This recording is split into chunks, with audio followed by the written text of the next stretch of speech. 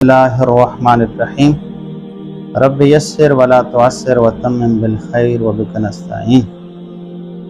دوستان گرامی، جو بندہ جادو کی زد میں آ جائے، اللہ نہ کرے کوئی جنات کے اثر میں آ جائے، اللہ نہ کرے بری نظر کا شکار ہو جائے، تو اس انسان کو روحانی علاج ضروری ہے۔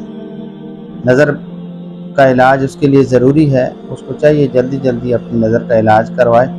ڈاکٹر کے پاس یا میڈیکل علاج کرانے سے بہتر ہے اپنا روحانی علاج کریں۔ لیکن ایک بات ذہن میں رکھیں کہ جب انسان جادو کو توڑنے لگے گا تو جادو اپنا زور دکھائے گا، اور جادو کی مختلف کیٹیگریز ہیں۔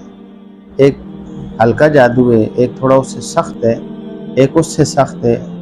کچھ جادو ایسے ہیں کہ جو کالے جادو ہیں، بڑے سخت ترین جادو ہیں، جو اتنی جلدی ٹوٹتے نہیں ہیں۔ تو ایسا جادو جو سخت ترین جادو ہے، کالا جادو ہے، اس کو اگر آپ خود توڑنے کے چکر میں پڑیں گے یا اس کو توڑنا چاہیں گے تو پھر وہ جادو آپ کے اوپر ریئیکشن کرے گا، آپ کو تکلیف دے گا۔ نتیجہ کیا نکلے گا؟ جو بندہ جادو توڑنے کے لیے وظیفہ پڑھ رہا ہے، 2 دن بعد وہ بیمار ہو جائے گا۔ تو جو بندہ جادو توڑنا چاہے، اللہ اس کو ہمت اور طاقت دے، تو اس کو پہلی شرط تو یہ ہے کہ وہ یقین کامل رکھے، اپنے عمل کے اندر مستقل مزاجی رکھے، یقین کامل کے ساتھ کام کرے، انشاءاللہ العزیز جادو ٹوٹ جائے گا۔ لیکن اگر اتنی ہمت نہیں ہے، مستقل مزاجی نہیں ہے، تو پھر جادو توڑنا مشکل کام ہے، اتنا آسان نہیں ہے کہ آپ اس جادو کو توڑ سکیں۔ بہرحال اگر انسان جادو توڑنے پہ آ جائے اور یقین کامل کر لے تو انشاءاللہ اللہ اس کی مدد کرے گا۔ ہمارے پاس قرآن سراپا شفا ہے، محبوب کریم کا فرمان سراپا شفا ہے، اللہ کے محبوب کی رحمت والی نگاہ ہمارے لیے سراپا شفا ہے، اولیاء کاملین کی توجہ ہمارے لیے سراپا شفا ہے۔ تو انسان کو ان نسبتوں کے ساتھ مل کے اپنا جادو توڑ سکتا ہے۔ اگر پتہ چل جائے جادو ہے تو پھر اس کو توڑیں۔ اگر خود نہیں توڑ سکتے، کسی روحانی عامل کے پاس جا کے اس کو توڑیں۔ ایک قاری صاحب کے بارے میں نے سنا، پڑھا بھی، کہ ان کے اوپر جادو کے ساتھ بندش کی گئی اور ان کی اولاد نہیں تھی۔ جگہ جگہ گئے، انہوں نے علاج کروایا، لیکن کوئی افاقہ نہیں۔ آخر وہ اندرون سندھ ایک جادوگر کے پاس چلے گئے اور ان سے جادو توڑوانے لگے، تو جادوگر نے بڑے کہکے لگائے، نعوذ باللہ خدائی دعوے کیے، اور کہنے لگا ہے کوئی تمہارا مولوی جو اس جادو کو توڑ سکے؟ انہوں نے کہا جی آپ مہربانی کر کے آپ توڑ دیں۔ انہوں نے کہا نہیں جی میں نہیں توڑتا، آپ کسی مولوی سے اس جادو کا توڑ کروا لیں۔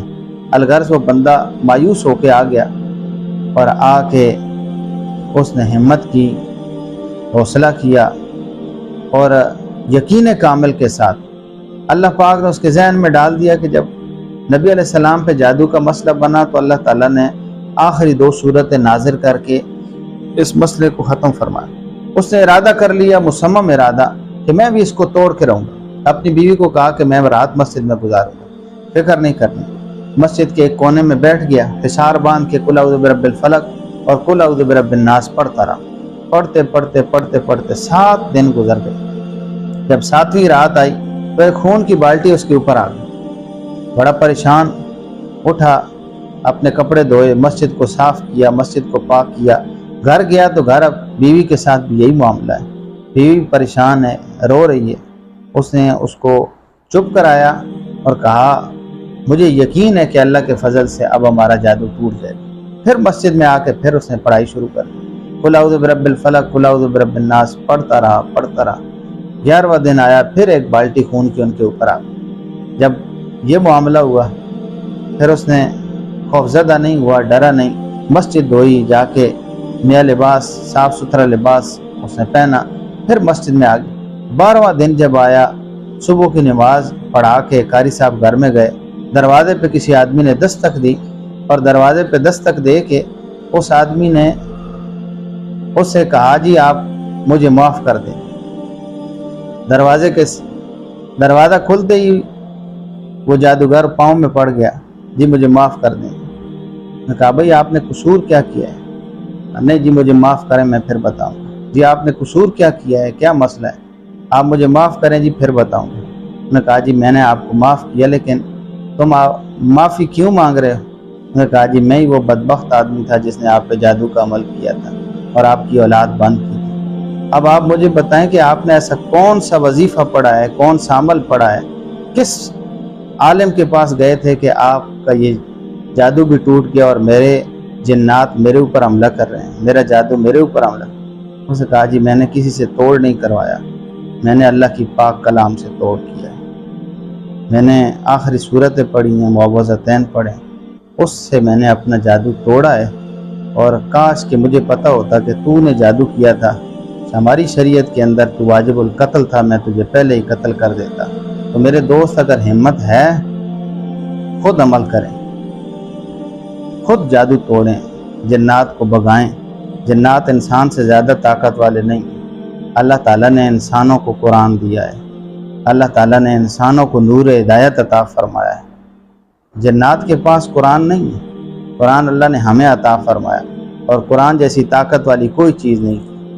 لو انزلنا ھذا القرآن علی جبل لرأیتہ خاشعا متصدعا من خشیۃ اللہ، اگر ہم قرآن پاک کو پہاڑوں پہ نازل کرتے تو پہاڑ بھی خشیت الہی کی وجہ سے ریزہ ریزہ ہو جاتے، پھٹ جاتے، ان کے اندر ہمت ہی نہ ہوتی کہ قرآن کو برداشت۔ کسی کے اندر ہمت ہے کہ قرآن برداشت کر سکے، لیکن مسئلہ یہ ہے کہ جادو کی نوعیت دیکھ کے اس کو توڑ دیں۔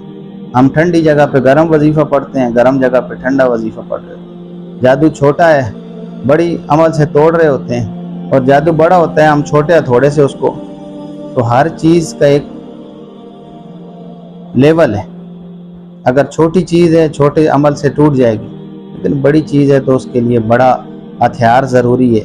اور جادو توڑنے کے لیے، جنات کو دور بگانے کے لیے، اپنے گھر کی حفاظت کے لیے سب سے بڑا جو ہتھیار ہے ایمان والوں کے پاس، وہ ہے یقین محکم، پکا یقین محکم عمل پہ ہم محبت فاتح عالم جہاد زندگانی میں، یہ ہیں مردوں کی شمشیریں، یہ مردوں کا ہتھیار ہے۔ مرد مومن کا پہلا ہتھیار یقین کامل ہے۔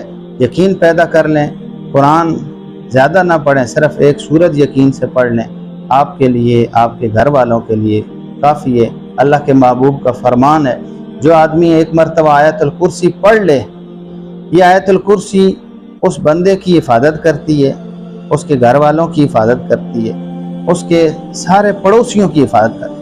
لیکن ہم بے یقینے ہو کہ 50 مرتبہ رات کو آیت الکرسی پڑھتے ہیں، فائدہ نہیں۔ کیوں؟ یقین کامل نہیں ہے۔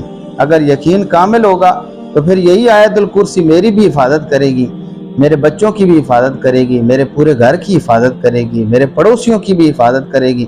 آیت الکرسی تو ایک ہی ہے، یقین کم ہے۔ اگر میرے اندر وہ یقین آ جائے جو اولیاء کاملین میں، بابا فرید الدین میں یقین ہے، جو حضور غوث الاعظم رضی اللہ تعالیٰ کے اندر یقین ہے، جو صحابہ اکرام کے اندر یقین ہے، یہ قرآن ہمارے پاس وہی ہے، اس میں کوئی تبدیلی نہیں ہے، صرف یقین کی کمی ہے۔ اللہ تعالیٰ ہمیں یقین کامل عطا فرمائے۔